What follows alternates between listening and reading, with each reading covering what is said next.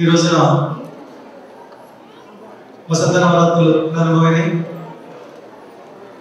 ఇందాక కూడా చెప్పాను, ఇండియా నుంచి గురువు గారు, మా గురువు గారు బ్రహ్మశ్రీ శంకర శాండిల్య గారు వచ్చి ఉన్నారు. ఈ 9 రోజులు కూడా నవావరణ పూజ వారి ఆధ్వర్యంలో వారి స్వహస్తాలతో శ్రీచక్రార్చన, నవావరణ పూజ, వసంత నవరాత్రి సందర్భంగా జరుగుతాయి. మీకు చెప్పాను లాస్ట్ టైం, నేను అమ్మవారి దేవి నవరాత్రులు ఒకటే చేసేవాళ్ళ ముందు ఈ సంవత్సరం నుంచి 4 నవరాత్రులు చేయబోతున్నాం. మొన్న ఫిబ్రవరిలో రాజశ్యామల రాజమాతంగి నవరాత్రులు చేశాము. ఇప్పుడు వసంత నవరాత్రులు చేయబోతున్నాం.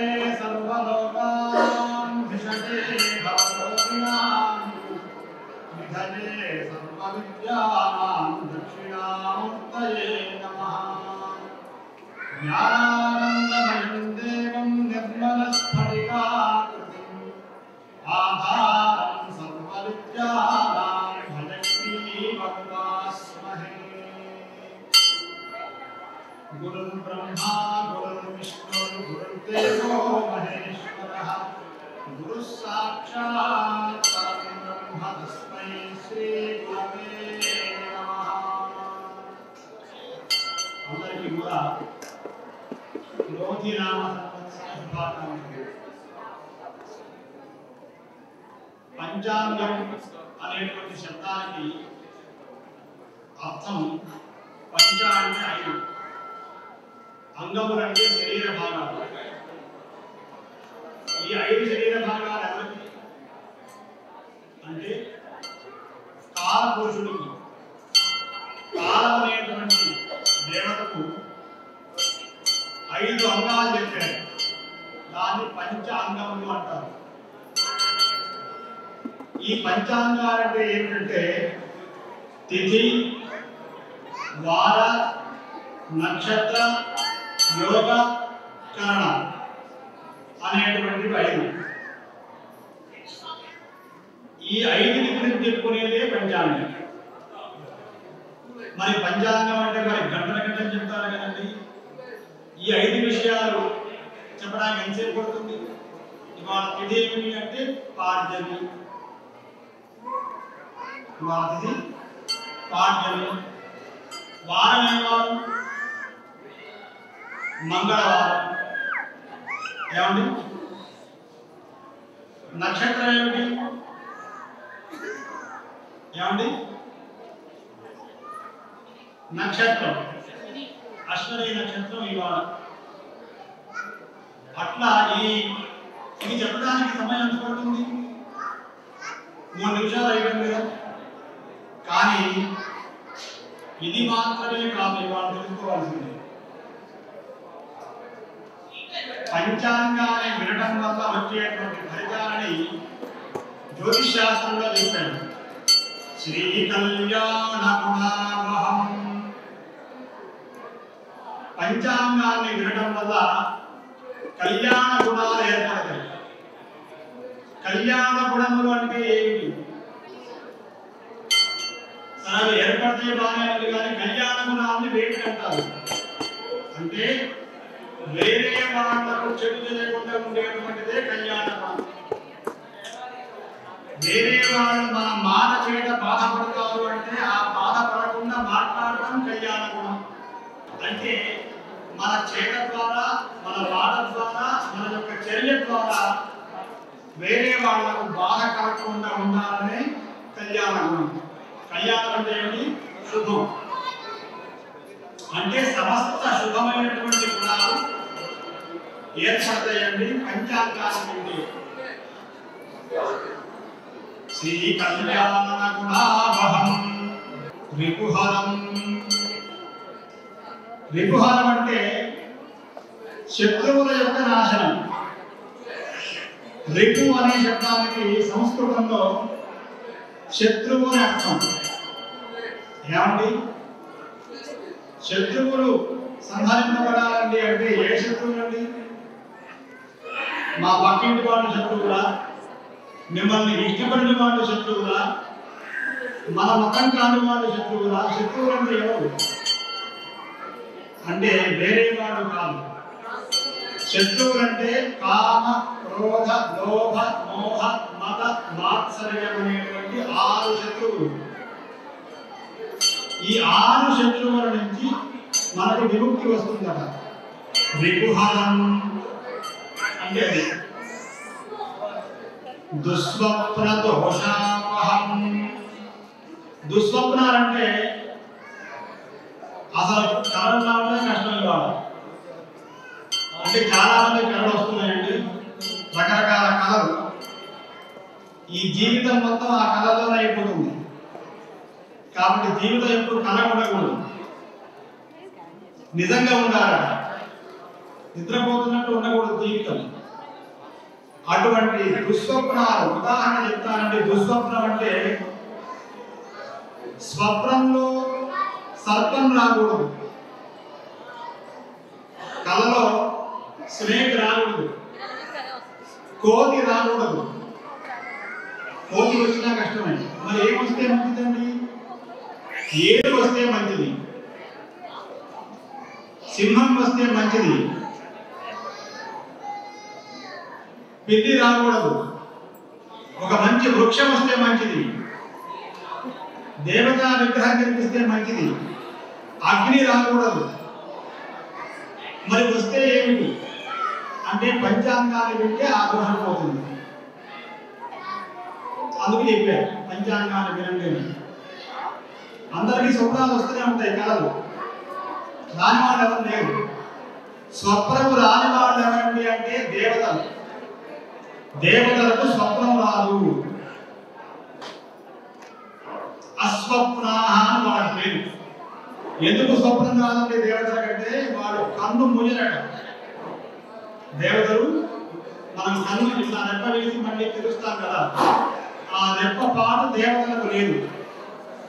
అందువల్ల వాళ్ళకు స్వప్నం రాదు. నిద్రపోరు కదా, నిద్రపోతే కదా స్వప్నం వచ్చేది. కన్నే ముయ్యరా పడుతుంది వాళ్ళకి. కాబట్టి దుస్వప్న దోషాపహం గంగా స్నాన విశేష పుణ్యఫలం. గంగా నదిలో స్నానం చేస్తే ఎంత మంచి పుణ్యం వస్తుందో. మనందరం కూడా చాలా మంది ఇక్కడ గంగలో స్నానం చేసిన వాళ్ళు ఉండే ఉంటారు. గంగలో స్నానం చేయడం అంటే, గంగా నదిలో స్నానం చేస్తే ఎంత పుణ్యం అంటే మామూలుగా వెళ్ళి స్నానం చేయడం కాదట. సంకల్పపూర్వకంగా స్నానం చేస్తారు గంగా నదిలో. గంగా నది ఎక్కడ ఉంది అంటే వారాణస్యాం. వారాణసి క్షేత్రంలో గంగ ఉంది, హరిద్వారంలో గంగ ఉంది, ప్రయాగరాజంలో గంగ ఉంది, హిమాలయాల్లో గంగ ఉంది, మానస సరోవరంలో గంగ ఉంది. గంగ ఇక్కడ ఉంది. గంగ అంటే నీళ్లు. అయితే సంకల్పపూర్వకంగా గంగా నదిలో స్నానం చేస్తే ఏ పుణ్యం వస్తుందో ఆ పుణ్యం పంచాంగాన్ని వినడం వల్ల వస్తుంది. గంగా స్నాన విశేష పుణ్య ఫలం గోదాన తుల్యం. ఆ రోజైనా ఏ రోజైనా కూడా ఆవుని దానం చేయడం చాలా కష్టం అండి. అంత ఈజీ కాదు గోదానం చేయడం. గోదానం చేయాలంటే ఎట్లా చేయాలి? గోదానం అంటే సవత్సాం గాం దద్యా. ఒక్క ఆవును చేయరాదు, ఆవుతో ఉన్న దూడను కూడా చేయాలి దానం. ఉత్త గోదానం అంటే ఆవుని పెట్టలే కాదండి, ఆవు ఇచ్చి 6 నెలల గ్రాసాన్ని ఇవ్వాలి. గ్రాసం అంటే గడ్డి, దానికి తవుడు, ఇవన్నీ ఇవ్వాలి. 6 నెలలు పోషింపబడాలి. అది గోదానం. ఆ గోదానం ఇవ్వాలి. గోదానం అంటే మన దేశీయ ఆవులు ఇవ్వాలి, నూపురం లేనటువంటి ఆవులు ఇవ్వకూడదు. అంటే జెర్సీ ఆవును గోదానంగా ఇవ్వకూడదు, పనికిరాదు. నూపురం ఉన్నటువంటి ఆవునే దానం చేయాలి అని శాస్త్రం. అటువంటి దేశవాళీ ఆవుని కనుక సంవత్సరం దూడతో పాటుగా 6 నెలలు గ్రాసం ఇచ్చి దానం చేస్తే ఎంత పుణ్యం వస్తుందో అంత పుణ్యం ఈనాడు పంచాంగం వింటే వస్తుంది.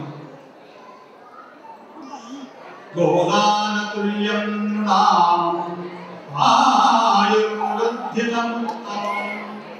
ఇంకో గొప్ప రహస్యం చెప్పాడండి. మన ఆయుష్ పెరుగుతుందా? ఏమండి, ఆయుష్ ఎక్కడికి పెరుగుతుందా? ఎవరి ఆయుష్ పెరుగుతుందా అండి? ఒక్కొక్క నిమిషం వెళ్ళిపోయిన కొద్దీ ఆయుష్ పెరగడమే తప్ప పెరిగే విధానం లేదు కదా. మరి ఏమిటి చెప్తున్నారు అంటే మధ్యలో పోడు, అపమృత్యు అనేది రాదు. అపమృత్యువు లేకపోతే మీ ఆయుష్ పెరిగినట్టే కదా. కాబట్టి పంచాంగాన్ని వినడం వల్ల మన ఆయుష్ అనేది పెంపొందింపబడుతుంది, ఆరోగ్యం వస్తుంది, మంచి బుద్ధి వికాసం కలుగుతుంది.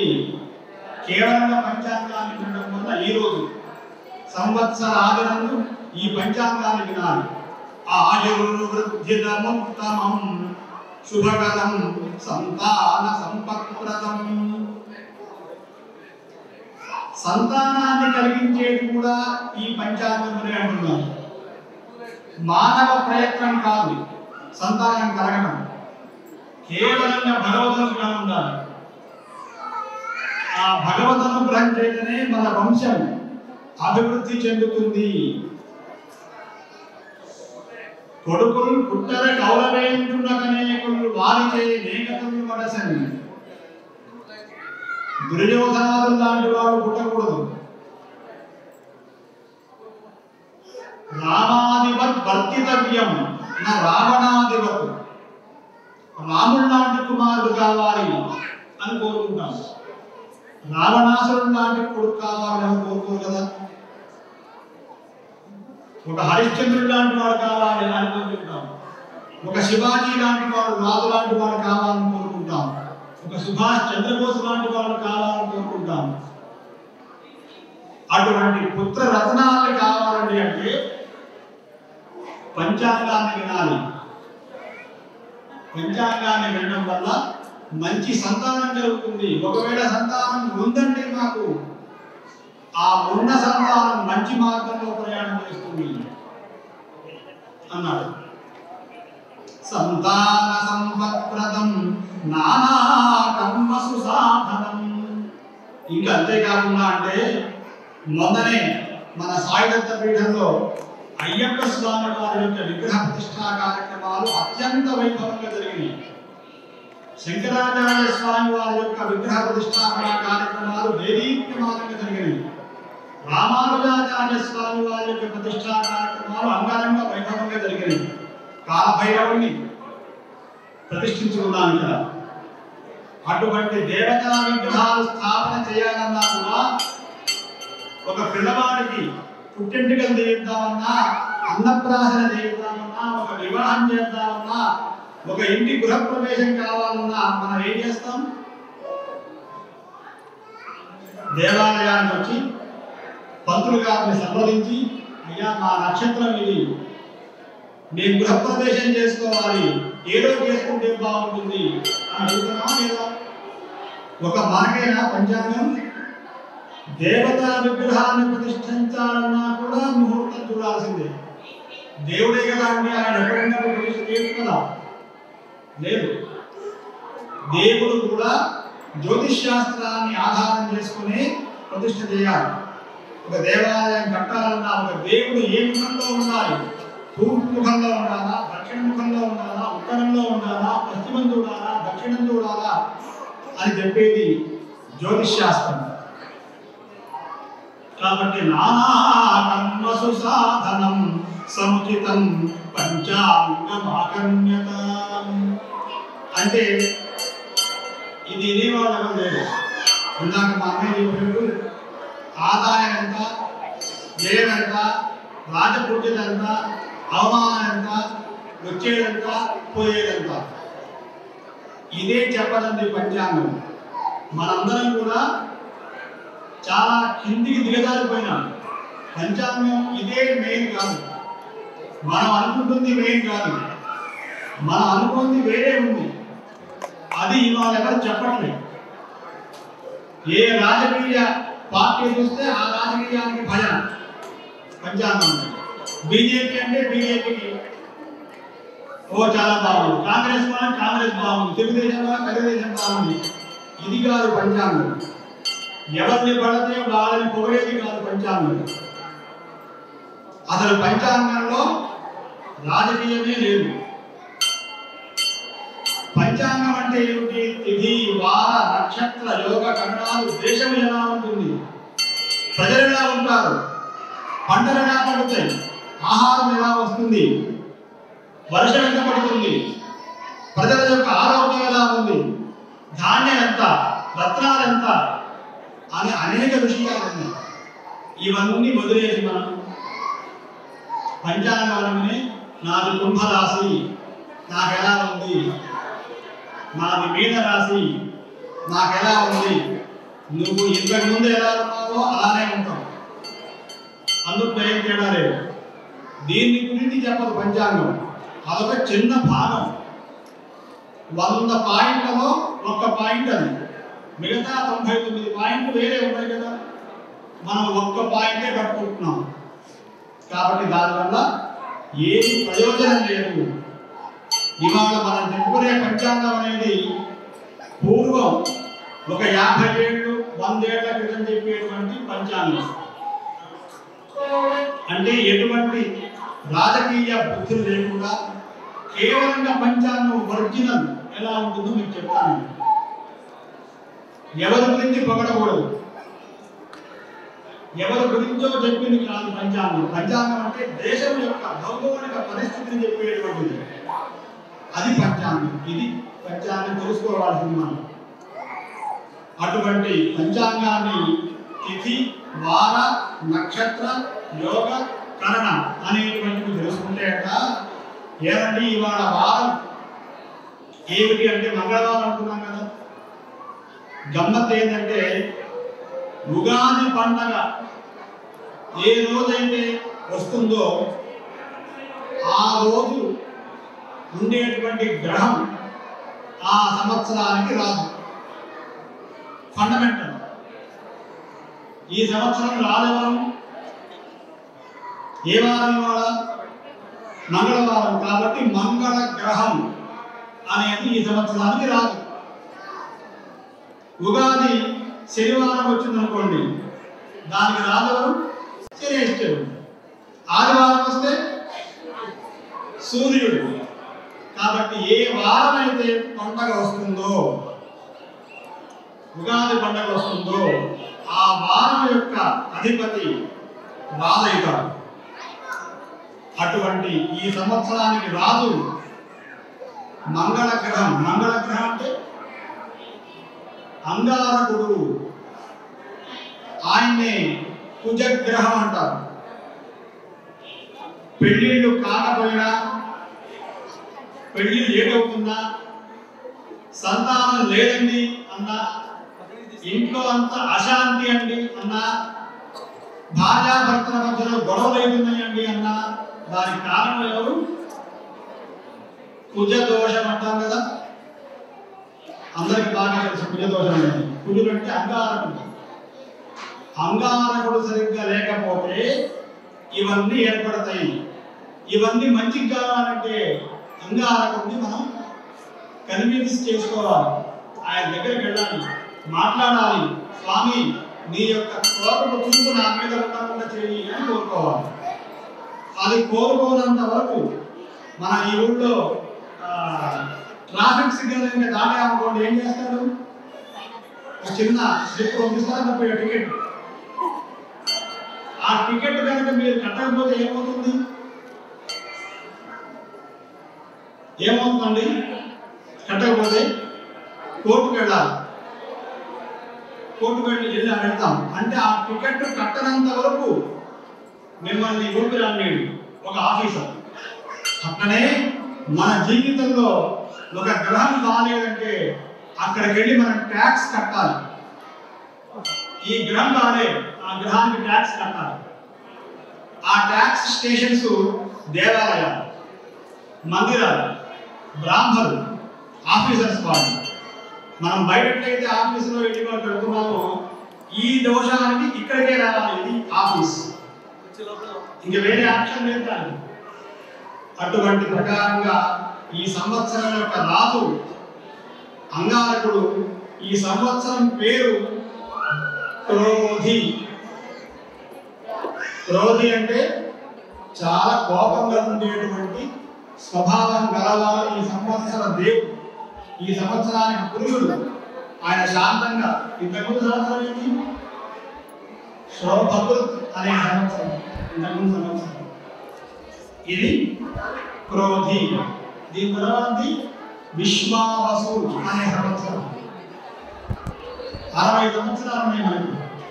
ప్రభవా విభవా శుక్లా ప్రణోభూత ప్రజోత్పత్తి ఆంధ్రీరస శ్రీముఖ భాగా యువ ధాత ఈశ్వర రౌధాన్య ప్రణాది విక్రమా వృష చిత్రభాగం స్వభాగం కారణ పార్థివావ్యయ సర్వజత్తు సర్వధారి విరోధి వికృతి ఖలానందన ఈశ్వర అని పేర్లు.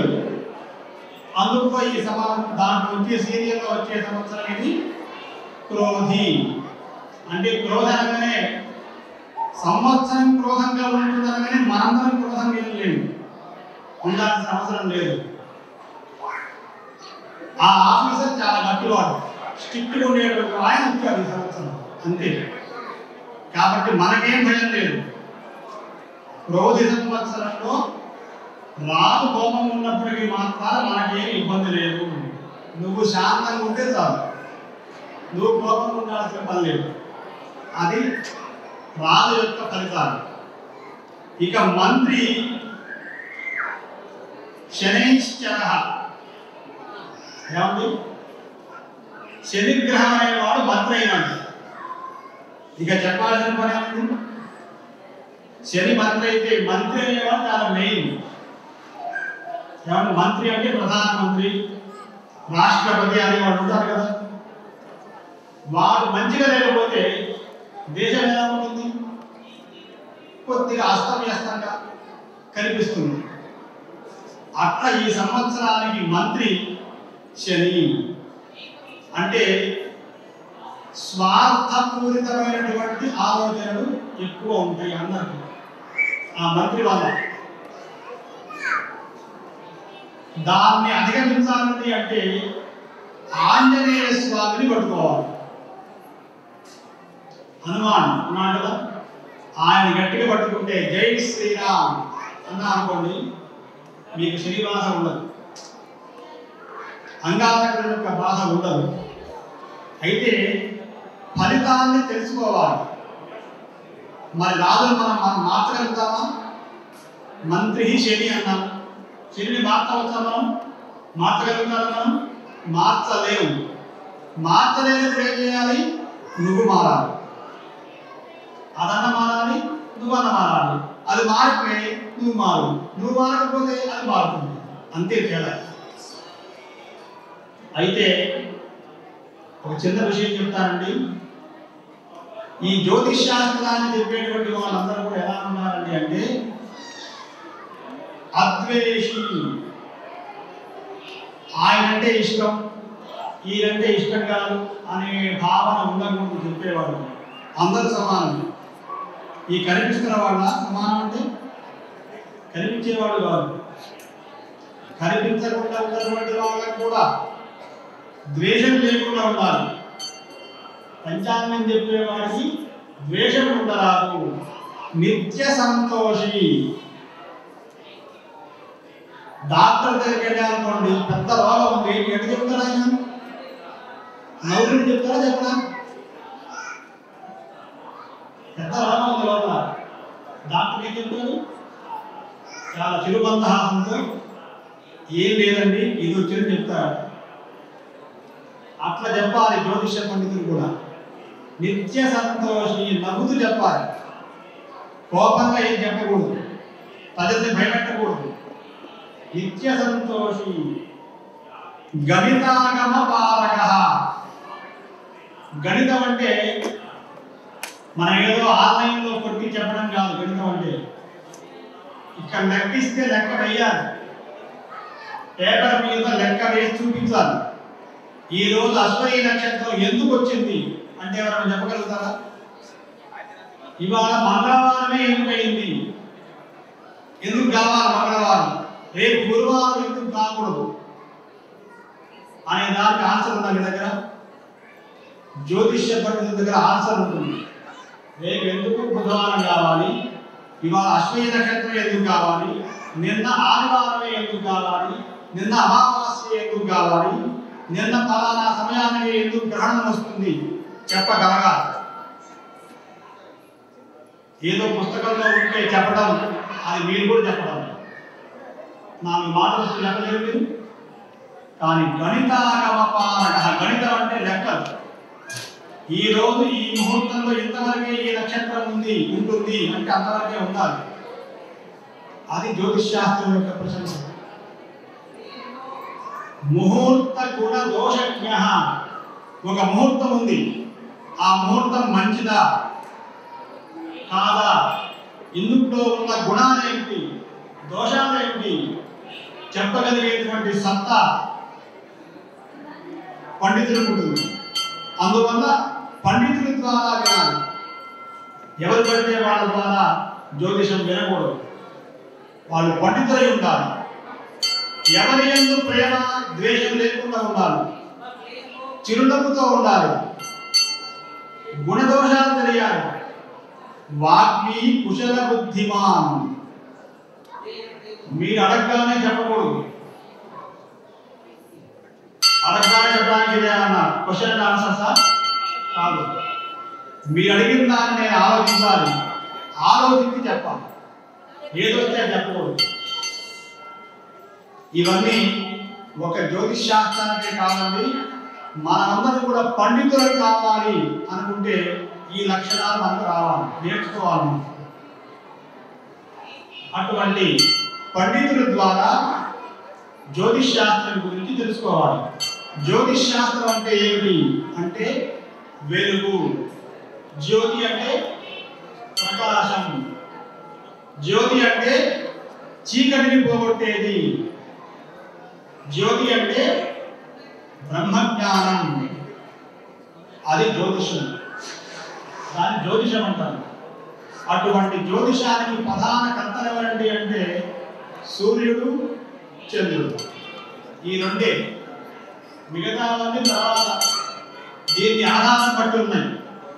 అటువంటి ఈ యొక్క జ్యోతిష్ శాస్త్ర ప్రశంస చాలా గొప్పది.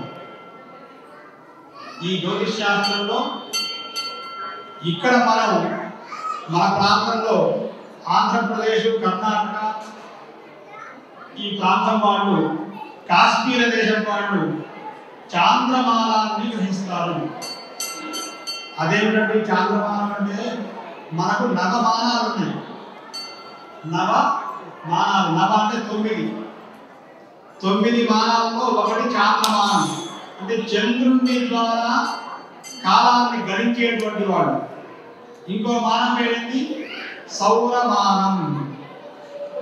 సౌరమానం అంటే తమిళం వాళ్ళు, తమిళంలో ఉండేటువంటి అందరూ తమిళంలో మలయాళంలో ఏం చేస్తారంటే అంటే సౌరమానం చెప్పులు వాడి ప్రకారం చేస్తారు. మనకి ఇవాళ పండగ కదా, కరెక్ట్గా 14వ రోజు వాళ్ళ పండగ. తమిళం వాళ్ళకి మనకంటే 14 రోజుల తర్వాత. ఎందుకు? సౌరమానం. సౌరం అంటే ఎవరు? సూర్యుడు. సూర్యుడు ఒక రాశి నుంచి ఒక రాశిలో ఎప్పుడు వెళ్తాడు అంటే ప్రతి నెల 14 కానీ 15 కానీ వెళ్తాడు. ప్రతి నెల అది తప్పదు. అదే డేట్లో వెళ్తారు ఆయన ప్రతి నెల కూడా. 30 రోజులు కరెక్ట్గా 14 నుంచి 14 30 రోజులు అయిపోతుంది. 14 కానీ 15వ తారీఖు కానీ. కాబట్టి ఇక్కడ నుంచి రతి సంక్రమణం అయ్యేటువంటి రోజున వాళ్ళకు పండుగ. వాళ్ళకు కూడా ఇదే సంవత్సరం పేరు. తమిళం వాళ్ళకు కూడా క్రోధినామ సంవత్సరమే పేరు. మనకేదైతే వాళ్ళకి అదే. బృహస్పతి ద్వారా సంవత్సరాన్ని అంటారు. దాన్ని బార్హస్పత్యమానం అంటారు. ఇవన్నీ ఈ పంచాంగ రహస్యాలు ఒక్క సాయిదత్త పీఠంలో మాత్రమే తెలుస్తాయి. మీకు టీవీలో కూడా ఇవి చెప్పండి. ఎందుకంటే జనాలు వినేవాడు లేరు. అసలు చెప్తే వినేవాడు లేడు కదా. కూడా లేనిపోని చెత్త చెప్తేనే వింటారు, కానీ అసలు చెప్తే వినేవాడు లేరు. అందుకే చెప్పాను నేను, మన సాయిదత్త పీఠంలో పంచాంగం అనేటువంటి విషయంలో పంచాంగం అంటే ఏమిటి అని చెప్తాను నేను. మిగతా విషయాలు మనకొద్దు. ఒకళ్ళిన్నా ఇద్దరిన్నా ముగ్గురిన్నా కాదు. మీరెవరు లేకపోయినా దేవుడు ఉంటాడు. ఒకళ్ళు వినాలని చెప్పడం కాదు, వింటే మంచిది, లేకపోతే దేవుడు వింటాడు. ఈ వాక్యం వృధా కాదు. అటువంటి ప్రకారంగా ఈ పంచాంగ గణన సౌరమానం, చాంద్రమానం, బార్హస్పత్యమానం అని కొన్ని మానాలు ఉన్నాయి. మానాలంటే కొలతలు, మీటర్స్. మనకు చాంద్రమానం చాలా ప్రధానమైనది. స్వస్తి శ్రీ చాంద్రమానేన ప్రభవాది షష్ఠి సంవత్సరాణాం మధ్యే. అందరూ కూడా శ్రద్ధగా వినండి. ఇదే పంచాంగం చెప్పే ఈ మంత్రమే పంచాంగం అంటారు. స్వస్తి శ్రీ చాంద్రమానేన ప్రభవాది షష్ఠి సంవత్సరాణాం మధ్యే క్రోధినామ సంవత్సరే ఉత్తరాయణే వసంత ఋతౌ చైత్రమాసే శుక్లపక్షే ప్రతిపద్యాం వాసరః వాసరస్తు భౌమవాసరే శుభవాసరే శుభనక్షత్రే శుభయోగే శుభకరణ ఏవం గుణ విశేషణ విశిష్టాయాం అస్యాం శుభతిథౌ. ఇది పంచాంగం అంటే. పూర్వకాలంలో ఎవరు ఉన్నా లేకపోయినా దేవుడికి ఈ పంచాంగాన్ని వినిపించేటువంటి వాడు. పూర్వ ఆచారం. ఇప్పటికి కూడా మన ఈ సాయిదత్త పీఠంలో ఇదే ఆచారం నడుస్తుంది. ప్రతి దేవుడి దగ్గర ఈ రోజు దేవుడి పంచాంగం ముందు దేవుడికి వినిపిస్తారు. అది ఎవరికి తెలియదు. ఉదయం లేవగానే దీపం వెలిగిస్తాం కదా దేవుడి దగ్గర రాగానే. ముందు పని ఇదన్నమాట. స్వామికి చెప్పాలి, వాళ్ళ స్వామి ఈ రోజు ఇది, ఈ నక్షత్రం ఇది, ఈ యోగం, ఈ కరణం అని చెప్పాలి స్వామికి. దానివల్ల మనకు అర్థమవుతుంది ఏంటని. అటువంటి రాజు కుజుడైతే మంత్రి శని, సేనాధిపతి శుక్రుడైనాడు. ఏమంటే సేనాధిపతి అంటే సైన్యం, ఆర్మీ. ఆర్మీ ఆయన శుక్రుడు. కొంత పర్వాలేదు. శుక్రుడు అంటే ఎవరు? రాక్షస గురువు. బాగా చెప్పారు. శుక్రుడు అంటే రాక్షస గురువు. మరి దేవగురువు ఎవరు? బృహస్పతి. మరి దేవగురువు రాక్షస గురువు మొత్తానికైతే గురువు కదా ఆయన. సైన్యాధిపతి గురుడైతే రాక్షస గురువు అయినాడు కాబట్టి రాక్షస నీతి ప్రకారంగా ప్రపంచమంతా ఆర్మీ వాడు యుద్ధం చేసుకుంటారు అని అర్థమైపోతుంది దీంతో. అంటే దేశం యొక్క సరిహద్దు ప్రాంతాల్లో కొంత ఉద్రిక్తత ఏర్పడుతుంది అని చెప్తున్నారు. ఎందువల్ల అంటే అదే దేవగురుడైతే గొడవ పడితే బాబు ఆగండయ్యా, గొడవ పడద్దు, దానివల్ల మీకు నాకు నష్టం అని చెప్తాడు దేవుడు. రాక్షస గురువు అయితే రండి తనుకుందాం, నువ్వో నేను అని అంటాడు. అటువంటి చలోక్తిగా ఉండేటువంటి వాడు శుక్రుడు. ఆయన సేనాధిపతి అయినాడు. సస్యాధిపతి. సస్యం అంటే ఎవరైనా చెప్పగలరండి? సస్యం, సస్యములు అంటే పండేటువంటి పంటలు. సస్యం అంటే పంట. సస్యాధిపతి కుజుడైనాడు. కుజుడంటే ఎవరు?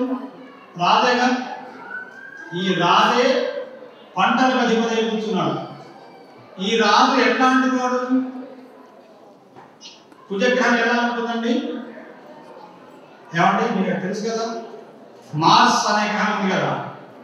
ఇప్పుడు మన వాళ్ళు వెళ్ళారు ఇక్కడి నుంచి, ఈ అమెరికా నుంచి పంపించారు మార్స్కి. మార్స్ ఎలా ఉంది అంటే ఎర్రగా ఉందట. అదే మన వేదంలో చెప్పారు. అగ్నిర్మూర్ధాదివ కటుపతి పృథివ్యా అయం అపాగం రేతాగుం సిజిన్వతి అని మంత్రం చెప్పింది. ఎట్లా ఉన్నాడు కుజుడు అంటే ఎర్రగా మండుతున్న అంగాలకు. అంగాలు అంటే బొగ్గును కనుక బాగా కాల్స్తే ఏ వర్ణంలో ఉంటుందో అంగాలకు ఆ వర్ణంలో ఉంటారంటారు అని వేదంలో చెప్పారు. మన వాళ్ళు వేదంలో ఏం చెప్పారో ఇవాళ సైంటిస్టులు అందరూ కూడా అదే కనుక్కుంటున్నారు. కాకపోతే అహం అనేది కదా, దాంతో ఇది వేదంలో చెప్పారు అనుకోండి, కానీ అదే వస్తుంది ఆన్సర్. అగ్ని అంటే అటువంటిది. అందువల్ల ఎర్రగా ఉండేటువంటి పదార్థాలు, పంటలు బాగా పండుతాయి. ఎర్ర భూమి అని ఉంటుంది కదా, భూమిలో ఎర్ర భూమి, నల్లరేగ భూమి ఉంటాయి కదా, మెట్ట భూములు అంటాం. ఈ సంవత్సరం ఎర్ర భూములు బాగా పండుతాయి. ఎర్ర వస్త్రాలు కానివ్వండి, ఎర్ర ధాన్యాలు కానివ్వండి, ఎర్ర రత్నాలు కానివ్వండి, ఎరుపు ఎక్కడ ఉంటుందో అక్కడ అంతా బాగా రాణిస్తుంది. అది కుజుడి యొక్క ప్రభావం వల్ల. కాబట్టి బాగా అందరూ బాగా కొనుక్కుంటారు, వస్త్రాలు ఆభరణాలు అందరూ బాగా కొనుక్కుంటారు. ఇక రసాధిపతి గురుడు. రసాధిపతి అంటే రెండు ఉన్నాయండి. రసాధిపతి, నీరసాధిపతి రెండు ఉన్నాయి సార్. నీరసం అనగానే బాలాజీ గారు నీరసం కాదు. నీరసం అంటే రసము లేనటువంటి పదార్థాలు. ఏమండి? రసము లేని పదార్థం అంటే ఏంటి? కందిపప్పు ఉందా? ఉంది. కందిపప్పు ఉంది కదా సార్, లేదా? కందిపప్పులో రసం లేదు అంటే డ్రై. బాదం పప్పు ఉందా? అందులో రసం లేదు. ఖర్జూరం పండు రసం ఉందా? ఉంది. యాపిల్ పండు రసం ఉందా లేదా? ఆరెంజ్ పండు రసం ఉందా లేదా? అది రసం. నీరసం అంటే పోయిన రసం. ఏమిట? క్యాషూస్, పిస్తాకోస్ ఉన్నాయి కదా, అవి నీరసాలు. కానీ నీరసాలు తీసుకుంటే బలం వస్తుంది బాగా. నీరసం రాదు. ఏమంటే నీరసాలు తీసుకుంటే మనం చాలా బలమవుతాం. రసాలు తీసుకున్నా కూడా బలం వస్తుంది. అట్లా నీరసాధిపతి అనేటువంటి ఆ నీరసాలు ఏవైతే ఉన్నాయో వాటికి అధిపతి కుజుడు. మళ్ళీ అంగారకుడే, రాజే. అంటే రాజుకు చాలా ఆధిపత్యం ఉంది ఈ సంవత్సరంలో. అట్లా చాలా రకరకాలుగా ఉన్నాయి. నవనాయకుల్లో ఈ సంవత్సరం నలుగురే బాగున్నారు. 9 మంది క్యాబినెట్లో 4 గ్రహాలు బాగున్నాయి, 5 గ్రహాలు సరిగ్గా లేవు. కాబట్టి డెమోక్రసీ అంటే by the people of the people అని అంటారు కదా మన వాళ్ళు. ఏమంటే డెమోక్రసీ, డెమోక్రటిక్ పార్టీ అంటే ఏమిటి? Of the people, by the people, for the people. కాబట్టి ఈ డెమోక్రసీలో 5 వాళ్ళు మంచి వాళ్ళు లేరు. సంవత్సరం క్రితం మొత్తం వచ్చింది దీంట్లో. 4 బాగున్నారు, 4 బాగుంటే చాలు. ఒక్క మంచివాడు కూడా చాలు. 4 అవసరం లేండి. ఒక్కడు మంచివాడున్నా కూడా చెడుని ఆపగలడు, చెడుని ఆపగలడు. అటువంటి ప్రకారంగా 4 ఈ సంవత్సరం బాగున్నారు. కాబట్టి మనం భయపడే పని లేదు. సగంలో సగం మంచివాడు ఉన్నారు. ఇంకా ఈ సంవత్సరంలో వస్త్రదానం చాలా ప్రధానం. ఏమైనా దానం చేయాలంటే ఇలాంటి వస్త్రాలే ఇవ్వాల్సిన పని లేదు. వస్త్రాలకు సంబంధించినటువంటి దానం. అవేంటండి సంబంధించినవి ఏముంటాయి అంటే ఉంటాయి. ఇవి మనం ఆలోచించాలి. శాస్త్రం చాలా బాగా చెప్తుంది. సంబంధించినవి వేరే ఉన్నాయి. అటువంటి ప్రకారంగా వస్త్రాలకి ఈ సంవత్సరం చాలా ఇది. ఈ సంవత్సరం నాడు మనం నింబ కుసుమ భక్షణ చేస్తాం. అసలు ఏం చేయాలండి అంటే ఉదయం ఎప్పుడు లేవాలి అని చెప్పారు. ప్రపంచం మొత్తంలో అమెరికా కానీ, ఆస్ట్రేలియా కానీ, లండన్ కానీ, రష్యా కానీ, ఆర్కిటిక్ అంతా ఏదైనా కానివ్వండి, సూర్యోదయం అయినా కూడా నిద్ర లేవనటువంటి ఒక జంతువు ఏదైనా ఉంటే అది మనిషి. సూర్యోదయం తర్వాత కూడా ఒక విచిత్రమైనటువంటి జంతువు. ఏ జంతువు కూడా సూర్యోదయం అయితే నిద్రపోయి ఉండదు, పడుకోదు, ఖచ్చితంగా లేస్తుంది. ఒక మానవుడు మనకు జ్ఞానం అధికం కదా, చాలా గొప్పవాడు మానవుడు. అందువల్ల అటువంటి వివేక జ్ఞానం మానవుడికి ఇచ్చాడు. అది వివేకమనాలా అవివేకమనాలా మనం నిర్ణయించుకోవచ్చు. ఇంకా అతివృష్టి సుభిక్షంచ, వర్షం పడిందా డబ్బ పడుతుంది. వర్షం పడలేదా అసలు ఒక చుట్టుకున్నా. అతివృష్టి సుభిక్షంచ, ఈ సంవత్సరంలో వర్షాలు ఎట్లా పడతాయంటే బాగా పడుతుంది. ఎండలు ఎట్లుంటాయండి మండిపోతాయి, మంటలాగా ఉంటాయి ఎండలు. ఇప్పటికే మనం చూస్తున్నాం. మిగతా కాలాల్లో కంటే ఈ సంవత్సరం ఎండ వస్తే మనకు బాగా ఎండ ఉంది, చలి వస్తే చలి కానీ ఎండ వస్తే మనకు మార్చిలో ఇంత ఎండ ఉండదు, ఏప్రిల్లో ఇంత ఎండ ఉండదు. ఇక్కడ మరి మార్చి ఏప్రిల్లోనే చాలా ఎండ వచ్చింది అంటే ముందు ఎండ ఇంకెక్కువ అవుతుంది. సస్యవృద్ధిర్నిరామయ క్షీరప్రద సదాకామ, వర్షం కంటే బాగా పడుతుంది కాబట్టి పాలకు కానీ, పెరుగు కానీ, వెన్న కానీ, వెన్నాలనే ఇక్కడ వెన్న మనకు ఉందా సార్? ఇక్కడ ప్రతి ఒక్కళ్ళు కూడా చీజ్ పడుతున్నారు తప్ప, ఆ బట్టలు తప్ప అసలు వెన్న తినేవాళ్ళు లేడు. ఇక మల్లికార్జున అంతనే కాదు, మనకు పాలు ఎట్లా ఉంటాయో తెలియదు. ఈ కొనుక్కునే డబ్బా పాలు కావండి. ఈ పెరుగు కాదు, ఈ సవర్ క్రీమ్ అని దొరుకుతుంది ఇక్కడ. అది నోట్లో పెట్టుకుంటే మనం తినలేము, అది సవర్ క్రీమే. చీజ్ ఉంటుంది, అది వెన్న అంటాడు, తినలేము. అసలు వెన్న కృష్ణ పరమాత్మ తిన్నాడు. అసలు పాలు కృష్ణుడు తాగాడు, మనం చిన్నప్పుడు తాగాడు అవి పాలు. ఇవన్నీ పాపాలు. తాగే పాలు కూడా పాపాలు తాగుతున్నాం మనం. పుణ్యవంతం కావాలని కోరుకుంటున్నాం కానీ పాపాలు వస్తున్నాయి బాగా. అయితే ఈ సంవత్సరం పాలు బాగా ఉంటాయి, పాలకు ఏ లోటు లేదు. శుక్రే మేఘాధిపే సతి, ఇవన్నీ కూడా శుక్రుడు యొక్క ఆధిపత్యం వల్ల. ఇక మనం చివరికి అంశంలోకి రాబోతున్నాం. ఇంక 2 విషయాలు చెప్పి ఆదాయ కందాయ ఫలాలు ఎవరి రాశులు ఎలా ఉన్నాయి. ఒక ఆయన అడిగాడు కదా, ఏమంటే ధూపరాశి అనేది ఏ రాశి ఉంది అన్నాడు. విన్నారండి ఎప్పుడన్నా? ధూపరాశి అనేది ఏ రాశి కిందకి వస్తుంది? ధూపరాశి అంటే తెలుసా? అంటే ఇంట్లో ఇల్లు కడిగినప్పుడు ఒక తూము ఉంటుంది, ఆ నీళ్లు పోడాలి, దాన్ని తూము అంటాం, లేదా దాన్ని తూము రాశి అంటాం. రాశి అంటే వెళ్ళే మార్గం. ఇది ఏ రాశిలోకి వస్తుందండి? నా రాశి ఏంటన్నాడు. బాబు కూర్చోవయ్యా అన్నాడు. కాబట్టి మనం అందరి యొక్క జ్ఞానం అట్లా ఉంది. ఏ రాశి ఏ నక్షత్రం అంటే చెప్పలేదు.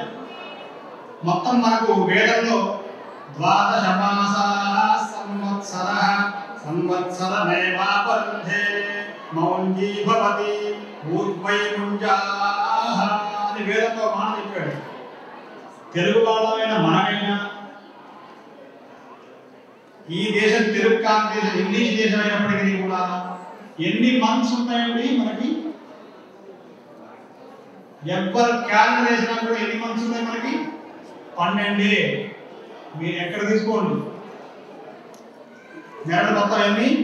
12 అని వేదం చెప్పింది. ద్వాదశ మాసాః సంవత్సరః. ద్వాదశం అంటే 12, మాసం అంటే మాసం, 12 మాసములే సంవత్సరం. అది మీకైనా నాకైనా ఈ భూమి మీద పుట్టిన ఎవరికైనా కూడా దాంట్లో తేడా లేదు. మాసానికి 30 రోజులే ఉంటాయి కదా. ఎందుకు ఉండాలి అంటే ఈ ఇంగ్లీష్ నెలలో 31 ఉంటుంది. ఏమంటే ఫిబ్రవరి పైన ఉంటాయి 27, 28 అక్కడ రెండు దగ్గర. ఏమంటే ఎవరు చెప్పగలరా ఎందుకు 31 ఉంటాయి? మనకు కూడా 30 రోజులు చొప్పున చేస్తే 2 ఏళ్ళకు ఒకసారి అధిక మాసం అనేది వస్తుంది. తెలుసా? అధిక మాసం ఉంటాం. అధిక మాసం ఎప్పుడైతే వస్తుందో ఆ అధిక మాసాన్ని బ్యాలెన్స్ చేయడానికి ఒక నెల 31, ఒక నెల 30, కొన్ని 28 అని పెట్టారు. ఆ అన్ని రోజుల్ని క్యాలిక్యులేట్ చేస్తే 360 అని రావాలి. ఎన్ని డిగ్రీస్ ఉంటాయి మనకి మొత్తం? 360 డిగ్రీస్. దాన్ని 12 భాగాలు చేస్తే వచ్చేదే మాసం. డివైడ్ బై 12 చేస్తే 30. ఏమంటే అంటే అంత లెక్క ఉందంట. ఆ లెక్క ప్రకారంగా ఒక్కో రోజు ఒక్కో ముహూర్తం ఈ రోజు నుంచి ఆ రోజు వరకు అది అంటుంటారు. అటువంటి 30 రోజులు మనకి మాసం కింద. మిగతా అన్ని దేశాలలో కూడా ఒక రోజు అటు ఇటుగా అది కూడా అదే లెక్కని అనుసరిస్తూ ఉన్నాయి ప్రపంచం మొత్తం కూడా. అట్లా ఈ కలియుగం అనేటువంటిది 2 నిమిషాల కంటే అయిపోయింది పంచాంగం. ఇక మీరు వింటారా? నేను చెప్పేది ఇక మీరు చెప్తే వింటాను. 12 మాసాల సంవత్సరం అన్నారు. దాని తర్వాత కలియుగ ప్రమాణం. ఈ యుగ ప్రమాణాలు చెప్పి దీన్ని ఉగాది అని ఎందుకంటారని చెప్పి ముగిస్తాను. 2 పాయింట్స్. ఉగాది అంటే మనందరి యొక్క విశ్వాసం, శాస్త్ర పురాణ వచనాల యొక్క ప్రకారం సృష్టి యొక్క ఆది, సృష్టి ప్రారంభించినటువంటి రోజు ఇది, ఈ రోజు అని దీన్ని యుగము యొక్క ఆది, యుగాది అనే దాన్ని మనం ఉగాది అన్నాం చివరి. అంటే బ్రహ్మదేవుడి యొక్క ఆ సృష్టి ఆరంభాన్ని ఈరోజు చేశాడు. అది ఉగాది పండుగ. ఇక యుగ ప్రమాణాలు చెప్పాలని చెప్పిన ఇంకో పాయింటే ఉంది. యుగ ప్రమాణాల్లో కలియుగం యొక్క ప్రమాణం 4,32,000 సంవత్సరాలు కలియుగ ప్రమాణం. ఈ 4,32,000 సంవత్సరాల్లో ఇవాళ ఎన్ని గడిచినాయి అంటే 5,124 సంవత్సరాలు గడిచినాయి. ఇప్పుడు ఈ రోజు ఈ సంవత్సరం 5,125వ సంవత్సరం. అంటే కలియుగం ఎంత ఉంది? ఇంకా 4 లక్షలు ఉంది. 32 5 పూర్తయింది. ఏమండి ఇంకా 27 సంవత్సరాలు అంటే 4,27,000 సంవత్సరాలు ఉన్నాయి ఇంకా. కాబట్టి కలియుగం ఇప్పట్లో అంత అయిపోదు, ఇంకా చాలా ఉంది. ఇప్పుడే చూస్తున్నాం మనం భూమి మీద ఏ నాగరికత పుట్టనప్పుడే మన దగ్గర నాగరికత ఉంది. మన దగ్గర అంటే భారతదేశం. అందుకే ఏ ప్రపంచం వాళ్ళైనా మన మీదకి వచ్చి దండెత్తారు తప్ప మన ప్రపంచం, మన ఊరు ఏ ఊరిలో వీళ్ళు దండెత్తలేదు. ఇన్ని తీసుకోపోయినప్పటికీ కూడా ఇంకా బలంగా నిలబడింది మన దేశం. భారతం అంటే ఎవరైనా కూడా జ్ఞానం కావాలని అంటే భారతదేశం యొక్క మొత్తం తొక్కాల్సిందే ఎవరైనా సరే. అటువంటి విజ్ఞాన శాస్త్రం, జ్యోతిష్ శాస్త్రం, వ్యాకరణ శాస్త్రం, ఛందస్ శాస్త్రం, నిరుక్త శాస్త్రం, తర్క శాస్త్రం, ఇటువంటి అనేక శాస్త్రాలు అక్కడ ఆలమానవి ఉన్నాయి. అందులో ఒకటి జ్యోతిష్ శాస్త్రం. ఇది పంచాంగం యొక్క ఒక సమగ్ర విషయం. మనం ఈ రోజున మన రఘుశంకర్ మంత్రి గారు ఈ దేవాలయ వ్యవస్థాపకులు పంచాంగం అంటే ఒకళ్ళ గురించి కాకుండా పంచాంగం చెప్పండి అని మమ్మల్ని ఆదేశించారు. వాళ్ళకు బాగుంటుందా, ఈయన వస్తాడా ఆయన వస్తాడా అనేది వద్దు మనకి, అసలు లేదు. కాబట్టి పంచాంగంగా చెప్పండి. ఇది మన యొక్క సాయుధ పీఠం యొక్క అథెంటిక్ పంచాంగం, ఇట్లా చెప్పాలి, ఇది వినాలి పంచాంగం అంటే. కాబట్టి విన్న అందరికీ కూడా ఆ స్వామి యొక్క కాల పురుషుడు ఈయన ఎవరండి అంటే బ్రహ్మ విష్ణువా శివుడా వీళ్ళకంటే పైవాడు. కాలాయ నమః కల వికరణాయ నమో బల వికరణాయ నమో బలాయ నమో బల ప్రమథనాయ నమః సర్వభూతనమనాయ నమో మనోమనాయ నమః.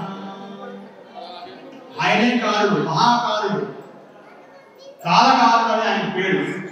కాలానికే కాలం. అటువంటి కాలస్వరూపుడు మనందరినీ కూడా అనుగ్రహించాలి, ఆరోగ్యంగా ఉంచాలి, బుద్ధి వికాసం కలగజేయాలి, ధర్మములందు బుద్ధి కలగాలి. ఇటువంటి మన మహోన్నత కార్యక్రమాల్లో అందరం పాల్గొంచుకోవాలి. మంచి కార్యక్రమాల్లో పాల్గొని మనం కూడా స్వామి యొక్క సేవలో తరించాలి అని చెప్పి స్వస్తి పలుకుతున్నాను. తర్వాత ఆదాయ కందాయ ఫలాలు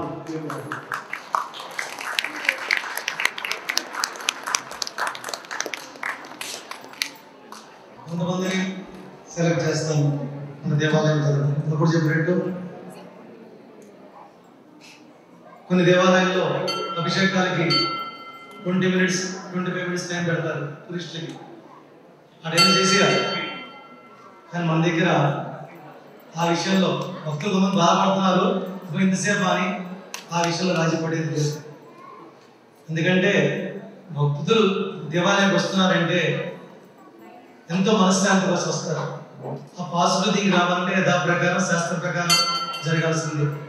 రుద్రాభిషేకాల్లో కానీ హోమాల్లో కానీ మనం 6:30 మొదలు పెడతాం, ఒకసారి 8-8:30 కూడా అవుతుంటుంది.